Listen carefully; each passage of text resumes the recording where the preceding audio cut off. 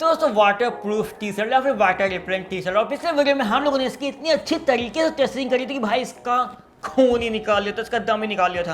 तो हे दोस्तों, आप लोग देखें वी प्रोजेक्ट। तो भाई उस वीडियो में बहुत सारे कमेंट आए कि भाई अगर ये वाटर प्रूफ टी शर्ट है तो क्या होगा अगर हम लोग इसे बरसात में पहन के निकल जाए, क्या हमें ये बरसात से बचा पाएगी, क्योंकि ये वाटर प्रूफ और वाटर रिपेलेंट है। और अगर ये वाटर प्रूफ टी शर्ट है तो भाई हम लोग इसे धो कैसे सकते हैं। हाँ, ये तो सवाल है कि भाई अगर वाटर रिपेलेंट है तो इसे धो कैसे सकते हैं।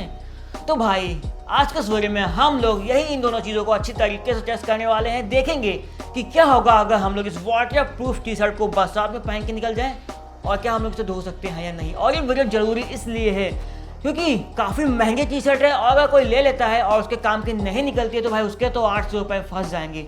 तो बिना किसी देरी के आपके पैसे बचाते हैं और इसकी फिर से अच्छी तरीके से टेस्टिंग स्टार्ट करते हैं।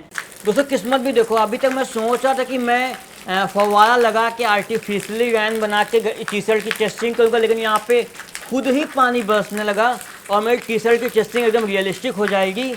तो चलिए पानी में कूद पड़ते हैं एकदम असली टेस्टिंग के लिए। दोस्तों इस पार्ट को मुझे दिन में शूट करना था फव्वारे के नीचे, लेकिन अब असली में ही पानी बरस रहा है और रात का समय है, तो क्यों ना ही असली में टेस्टिंग कर ली जाती इस टी शर्ट की। तो मैंने वही किया, रात के टाइम पे टेस्टिंग चालू कर दी और सीधा आ गया बारिश के नीचे।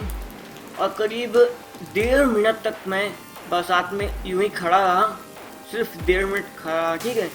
तो 1.5 मिनट के बाद ये टी शर्ट कितनी भीगी है वो मैं आपको अभी दिखाता हूँ।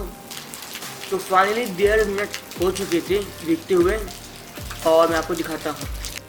और यहाँ पे टी शर्ट की टेस्टिंग होते ही कुछ ही मिनटों बाद पानी बरसना भी बंद हो गया। वाह क्या किस्मत थी आज। तो आप लोग देख सकते हैं जो मेरी टी शर्ट है वो काफ़ी हद तक भीग गई है।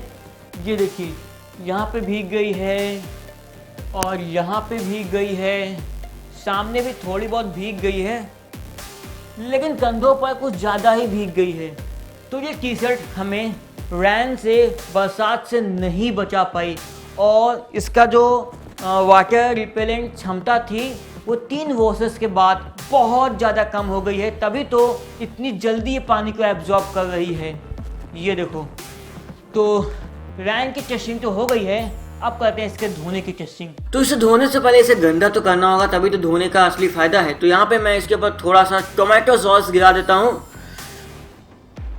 थोड़ा सा यार, और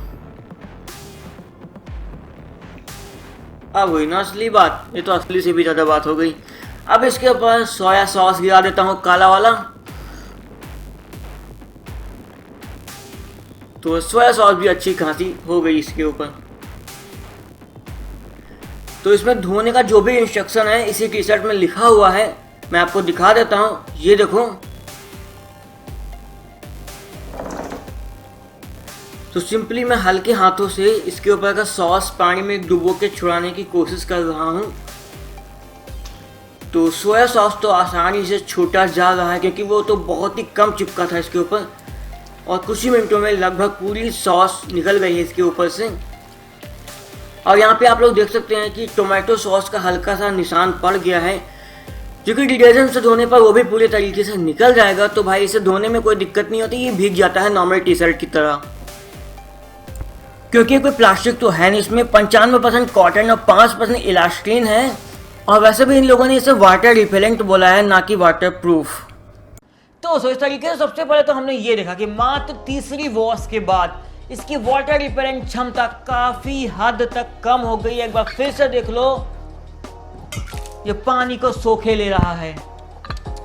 मेरे तो 800 रुपये चले गए, मात्र तीसरी वॉश के बाद क्षमता चली गई। और ना ही ये आपको रैन से बचा पाएगी, बरसात से बचा पाएगी, कि पानी कंटिन्यूअस बरसता है और थोड़ी देर बाद ये नॉर्मल टी शर्ट की तरह भीग जाएगी।